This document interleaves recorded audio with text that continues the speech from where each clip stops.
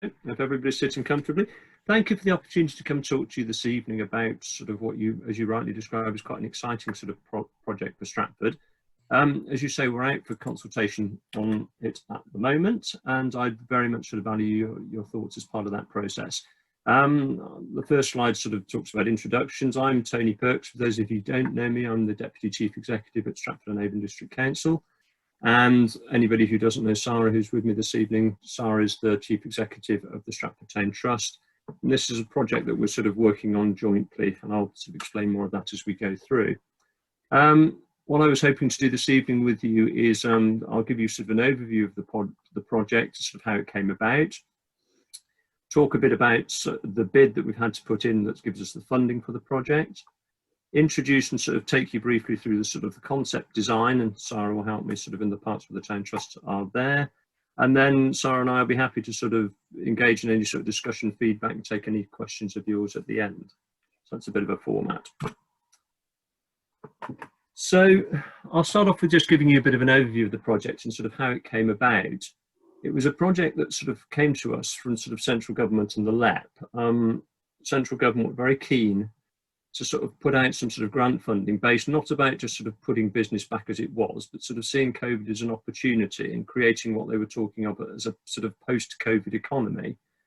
So the challenge that was put to us was to sort of come up with projects that didn't just sort of prop up existing sort of institutions, businesses, and sort of the way things were, but looked to build back better sort of after sort of the COVID situation, to build a stronger sort of economy, more reflective of the situation that we would be in.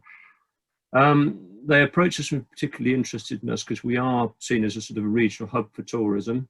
I've got some figures on the slide there that probably many of you are familiar with. The 2019 figures, we invited 6.7 million visitors to the district. And the sort of hospitality and tourism industry had a sort of value of approximately £500 million there. And we're supporting sort of 9,000 jobs within the Stratford District area, and probably more like 130,000 within the West Midlands regions, based on that, on the sort of the figures that we've seen. There was some sort of very early analysis done at the sort of start of the COVID pandemic about the potential effects on sort of economies within the UK. And Stratford attracted a lot of attention because we were sort of down as the 4th hardest hit economy, largely because our interdependence on sort of hospitality, sort of cultural tourism and automotive. So we attracted quite a lot of government attention in the early days as somewhere that was potentially going to sort of take quite a hard hit, and would need some sort of help to recover. And really, I suppose my theme as I sort of run through this presentation is Stratford it's a beautiful place. I've been working here for 20 years. I don't live in the district, but I think I've got to know it quite well. And it's a really sort of beautiful town that sort of attracts a lot of visitors and is a fantastic place to sort of live and work. But whilst the visitors are sometimes a bit of an inconvenience to us, we do need those visitors to support the infrastructure that we all enjoy, and we need to sort of get our economy sort of bouncing back as quickly as we can. So in terms of a little bit of detail about how we responded to the LEP bid, one of the things that became sort of apparent sort of quite early in the COVID pandemic was that people were prepared to come back to places where there was open space. And one of the things that the sort of LEP government put to us, and we found from our own experience, was that sort of public open space was going to be a sort of a key driver for economic recovery. If we wanted a sort of a visitor-based economy, we needed to find things that people were prepared to come to, and people came back, certainly in the summer, in sort of high numbers to public open space. Now, the District Council and Town Trust have sort of for quite a long time had an interest in sort of improving the sort of the Warwick Road lands. We felt it was suboptimal what we were doing there. We felt it had potential to sort of offer more to sort of residents and visitors to the town, and it seemed a bit of a wasted opportunity. It's a fine space, it's a great sort of nature reserve, but it's quite monocultural, it's quite overgrown. We felt that it had potential to achieve sort of more. This combined with some plans that we consulted on in 2017 to sort of improve what we call the recreation ground in Stratford, which is the area around the sports club, the bandstand, running down to sort of Lucy's Mill Bridge, where we'd done sort of some work with a designer and some public consultation about how should we use our Section 106 money that we've got reserved for spending on the recreation ground to sort of to achieve a more cohesive project. So what we sort of did was we put a bid together, sort of based on sort of joining the recreation ground through to the Warwick Road lands. We were seeing a lot more use of the Fisherman's car park area. I know Lucy's Mill Bridge had aspirations, and there were things coming out of that. So we tried to put that together to create what was potentially a sort of a master plan for a whole green corridor through Stratford, stretching from the Fisherman's car park in the north right through to Seven Meadows Road in the south. And we put that to the left, sort of saying, well, whilst we might not be able to sort of do all of this now, this is the sort of thing we'd like to do. We feel this would be a really good asset for the town, and a chance to use the sort of the COVID situation as an opportunity to sort of improve things for future generations, and to sort of improve the vitality of sort of Stratford post-COVID. The government are quite interested in this, and I think they're seeing it as a potential blueprint for sort of the recovery of other riverside towns. Stratford is probably one of the more prominent riverside towns within sort of the UK, but the economic impact has been felt across the UK, and they're looking for ways to sort of regenerate and to sort of keep things going sort of post-COVID. Sort of once we've got sort of the vaccine in place, we've got people coming out again, where can we send them safely? How can we sort of build an economy that supports towns and high streets, which I think you'll all agree have taken a massive sort of hit with sort of online shopping. The retail sector has probably changed fundamentally. And it's how do we keep sort of town centres vital in the post-COVID world. So as a result of that, our bid was successful, and in October 2020 we were awarded £1.5 million worth of funding, which we're just about to sort of sign the agreement and the detailed sort of drawdown of that towards sort of funding the Riverside Corridor project within Stratford. And alongside that, the Town Trust and the District Council have together sort of put in £500,000 of match funding. So there's a £2 million budget to spend on this space in Stratford. I think it's probably worth sharing with you. I hope you can all see this. I don't know if you're on small screens, but I'll try and sort of take you through it. This is just a sort of plan of the land ownerships, and it shows the land that we're talking about. So at the north of the site, if you can see my cursor, we have the Fisherman's car park. The District Council own this swathe of land to the north of the site here, and the green land is District Council owned. We then have the Town Trust land, which is sort of quite a large chunk of what we call the Warwick Road lands, outlined in blue. The green land again is District Council, which is covering sort of the Bancroft Gardens and the sort of the southern part around the leisure centre, moving down into the recreation ground, which is owned by the District Council. And on this plan, we own the green sort of land running out to Seven Meadows Road here and Lucy's Mill Bridge. At the moment, we don't own this land. This land is in private ownership, but there would be an aspiration potentially to bring that into the scheme. And I'll sort of talk you through what we might sort of do with that later on. Now, as I say, currently we don't own this, and we don't have the sort of the finance to achieve it. But what we're looking for is to try and create a master plan that can shape further bids into the future, further opportunities, and set out sort of what we would like to achieve over the longer term. I thought it was worth sharing with you the key aspirations. Now, I've taken these straight from the bid that we presented to the LEP in June. And these were the sort of things that we were trying to do. We see it as an opportunity to revitalise our river frontage. We'd like to create some sort of really high quality public realm. A lot of the bid was based around opening up new routes into the town and trying to reduce congestion and improve air quality. The gyratory is sort of notoriously sort of busy, particularly in sort of high season where we get a lot of people circulating around that. That gives us issues with air quality, traffic congestion. So part of this project was looking at sort of, could we, the people come from the M40 end, could we get them to stop sort of slightly further outside Stratford, start their journey earlier, hopefully sort of park up around the Fisherman's car park and come into Stratford Centre either through some of the walking routes, river taxis, potential sort of shuttle vehicles that we could put around there. We were trying to explore getting people sort of out of their cars earlier, taking traffic out of the centre to try and improve air quality, improve visitor experience, improve life for residents because there'll be fewer visitor cars sort of clogging the place up, and just generally make the place a sort of better area to be. We've got aspirations as well with sort of the move towards electric vehicles to sort of include some sort of electric vehicle charging infrastructure sort of around that area, so that we're just trying to sort of de-traffic the centre of Stratford and make it sort of more pleasant for people. I know that's been an aspiration of the Town Transport Group for some time. They've been talking about, so we're trying to meet some of those objectives. So sort of skipping on through that, we're looking to reduce congestion, improve the air quality, and ensure really that we maximise our potential in delivering our economic recovery sort of in the post-COVID world, both for us and for sort of the wider West Midlands region. One of the attractions the government sort of found in the bid was if you can get sort of people to visit your region, it encourages inward investment. We've sort of seen this certainly a lot with international visitors. There's fairly strong evidence that if people come to your town and enjoy sort of Stratford and sort of the West Midlands region, they'll make investments in the West Midlands region. They may not be in Stratford itself, but sort of industry may come to Birmingham as a result of Stratford, and it's using our sort of shop window to sort of drive economic recovery. So where we are at the moment, and sort of probably what we're going to spend more time talking about this evening, is the consultations and the concept designs that we've got out at the moment. Once we'd received sort of blessing for the bid and been told we were likely to be awarded funding, we did a sort of design competition and appointed a firm called Node to help us produce the concept design for the area. We interviewed several sort of landscape design sort of architects. Node seemed the people who were sort of most closely aligned to what we were trying to achieve, so we've appointed them to produce the concept design.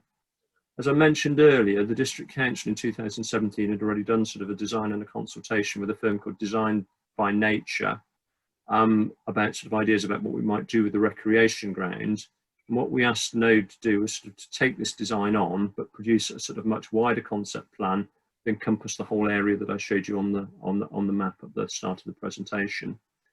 And that concept design is really sort of forms the basis of the current public consultation, which we're talking about today, and is out for consultation until the sort of the end of January this year in its initial phase. I imagine there'll be sort of further consultation to follow on some more detailed things, but really we'd like some feedback on the concept sort of fairly early on, so we can start to look at detailed packages, see the elements that people like, see where we could improve things. We've already had some really useful feedback that's starting to shape our thoughts, and I hope we can gain a little bit more of that this evening.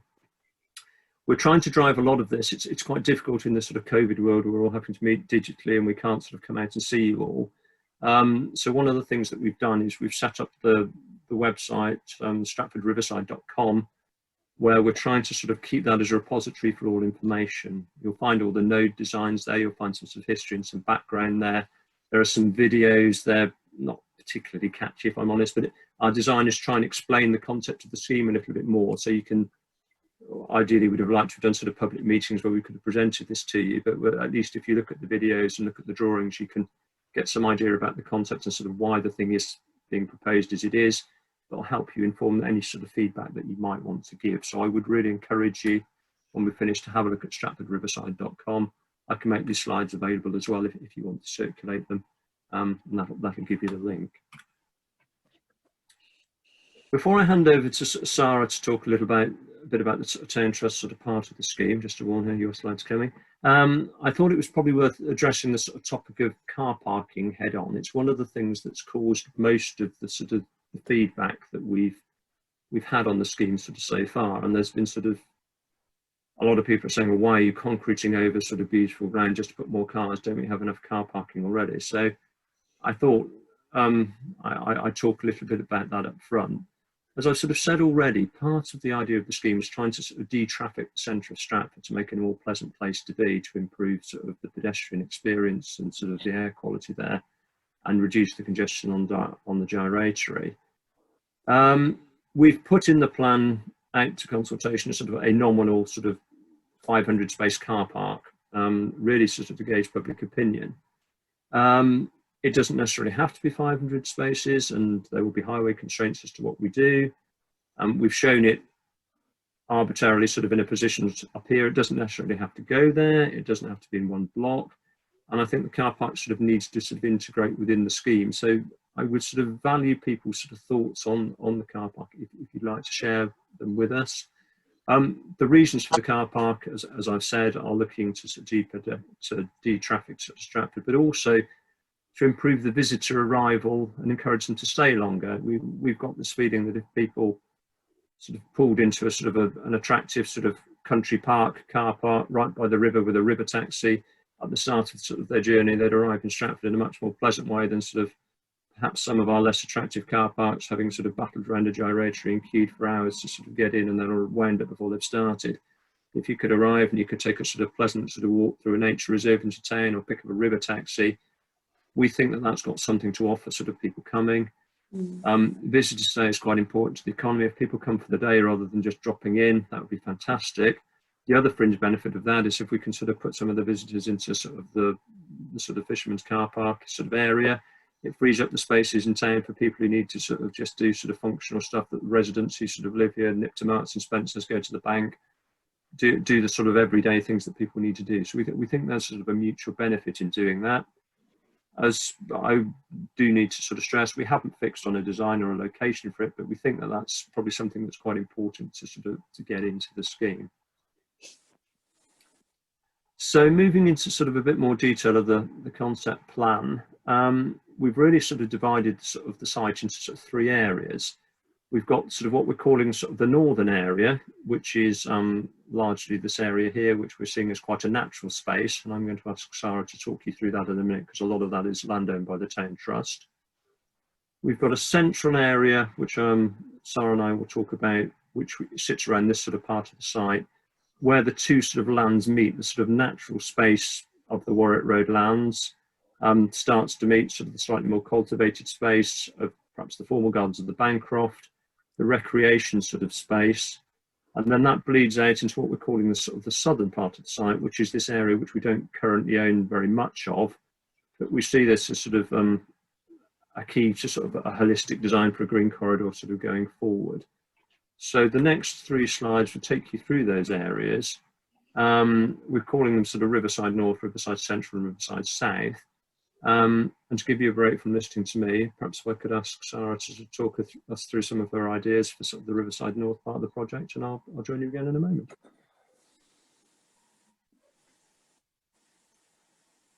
Thank you, Tony, and thanks for having us this evening. It's great to have the opportunity to share some of these draft concept plans with so many of you. So the Riverside North area is the area that is of most interest to Stratford Town Trust, because that's where we have custodianship of a large parcel of that land. It's being described as country park in look and feel, and currently, if you're familiar with that space, it's very naturalistic, it's open, it's unmanaged, it's untouched.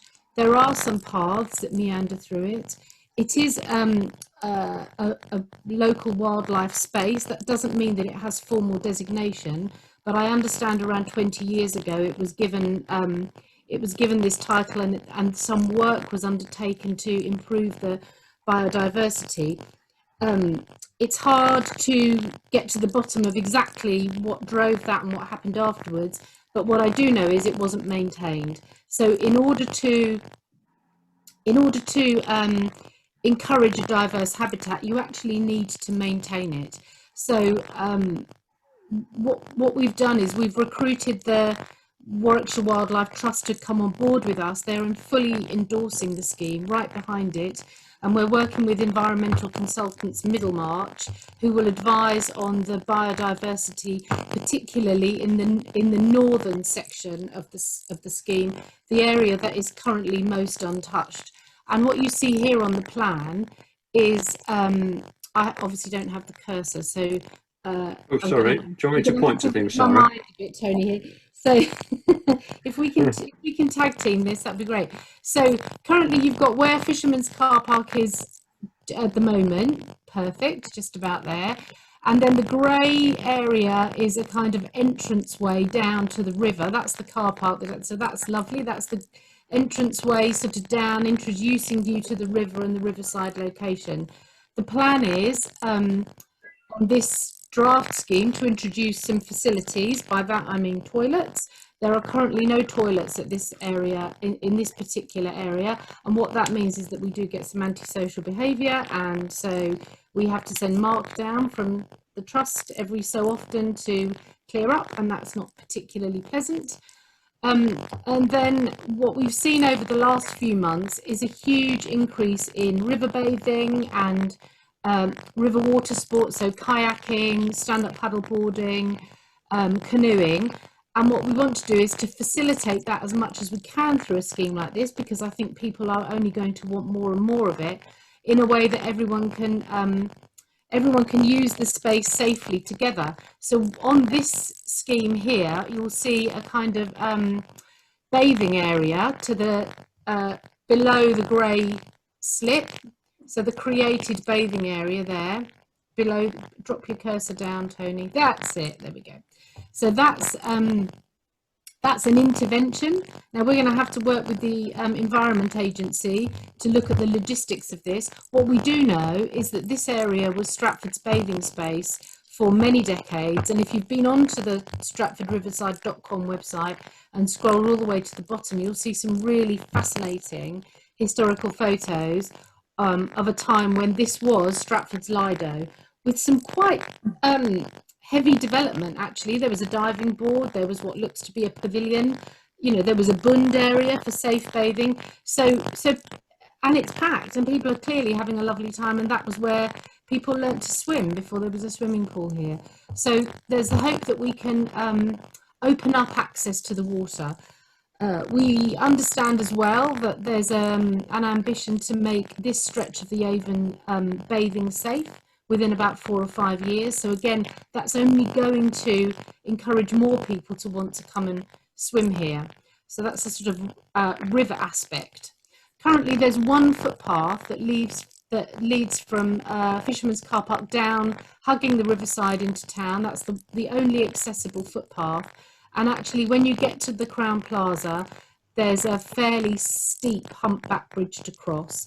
So that's something that we probably need to address as part of this scheme. There is no other access, there's no other accessible route through the land as it currently stands. So the hope is to create some very naturalistic, meandering paths across what is a very wild space, keeping its wild beauty, but looking at its ecology.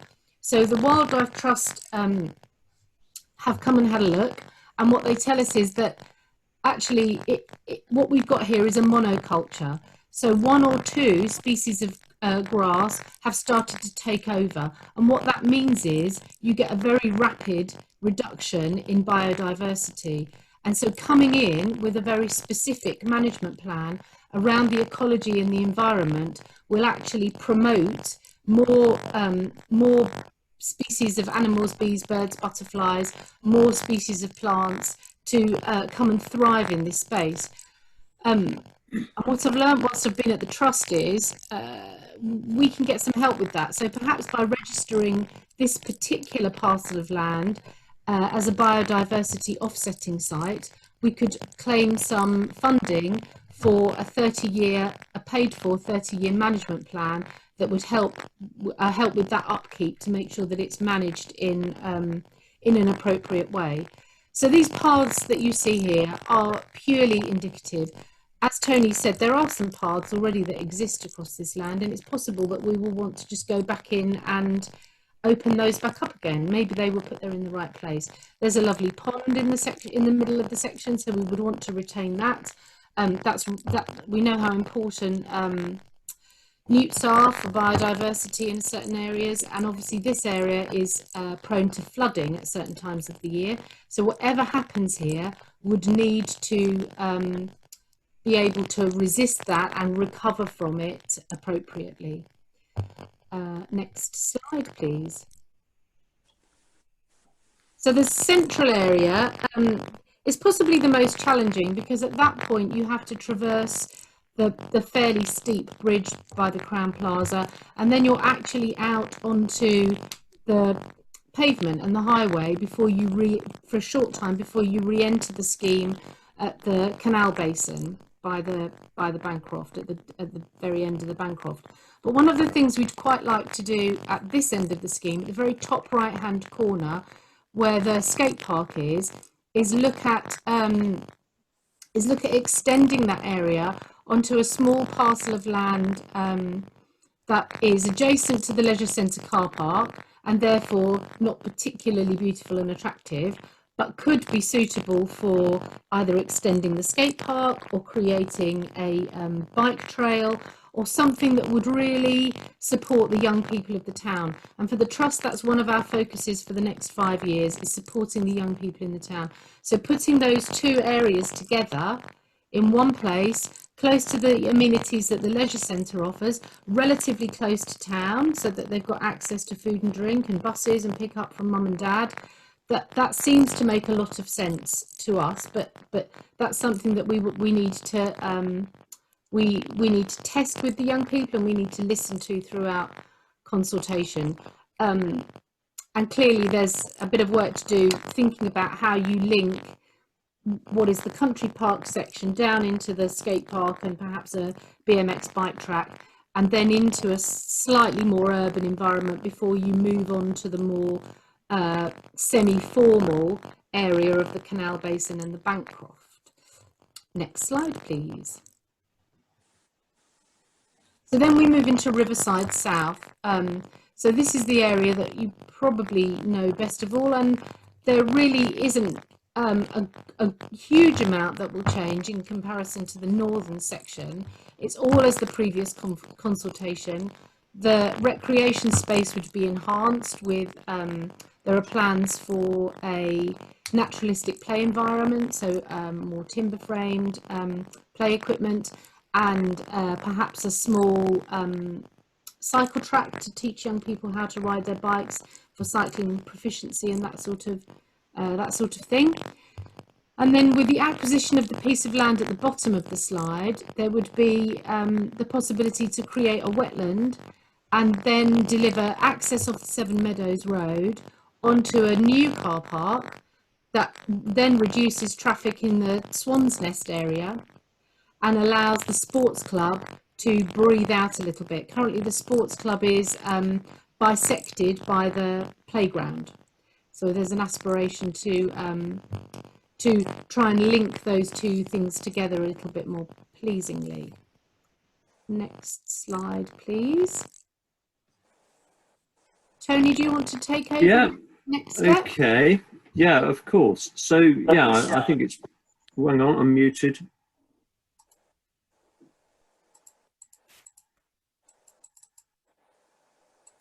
No, you're okay.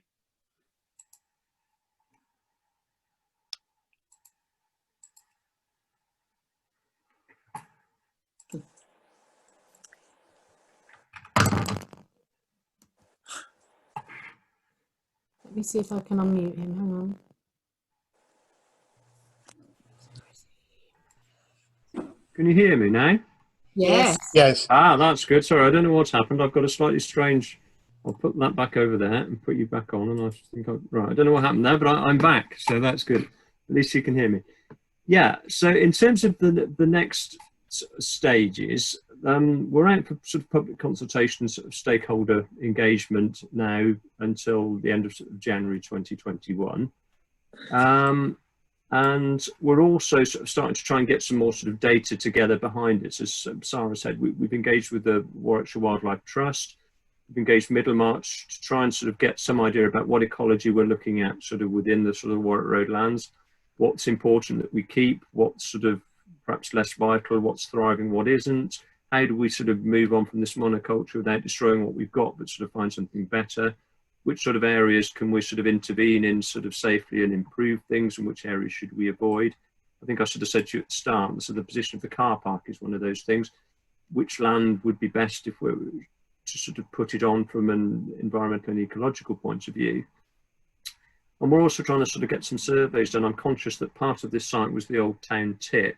If anybody's got any details of sort of exactly where that was, it's one of those things that everybody knows it's roughly where it is, but finding precise details of that is proving to be a little bit challenging. So we're looking to try and get some sort of data about that, because obviously we don't want to be disturbing anything there or sort of excavating sort of into sort of landfill material and causing trouble with that. So we're trying to sort of, alongside the consultation of the concept design, try and work out some of the technical constraints so as we can sort of bring things together and hopefully start to sort of put together some design packages sort of early next year, sort of that we can sort of do some more consultation on, based on sort of where do we put perhaps some more precise positions of paths, some more sort of old habitats that we're looking to create, I think some more sort of detail about sort of the car parking and the entrance and the highways constraints need to sort of be fleshed out.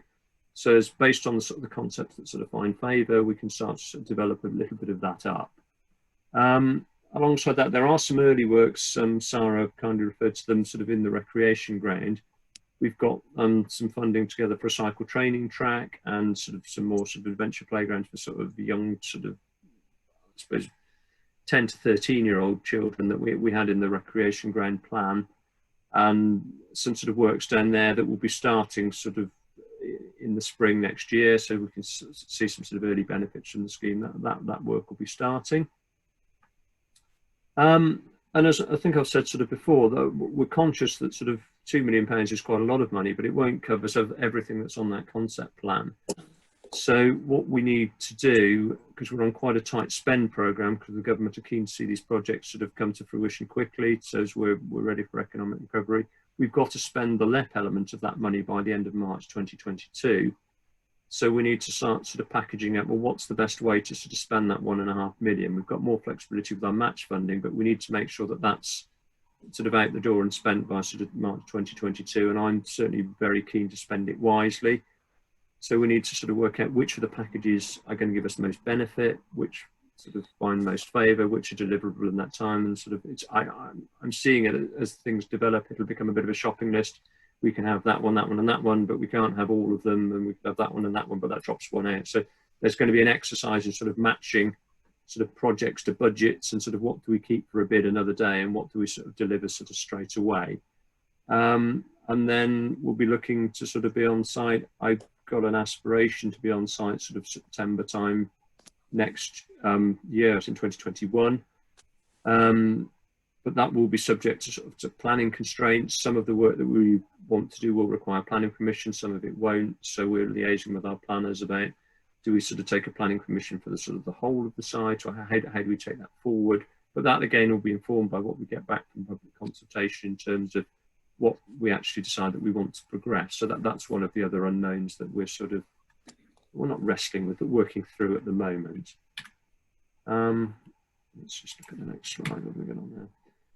So really that's sort of a summary of what I wanted sort of to tell you in respect of the scheme.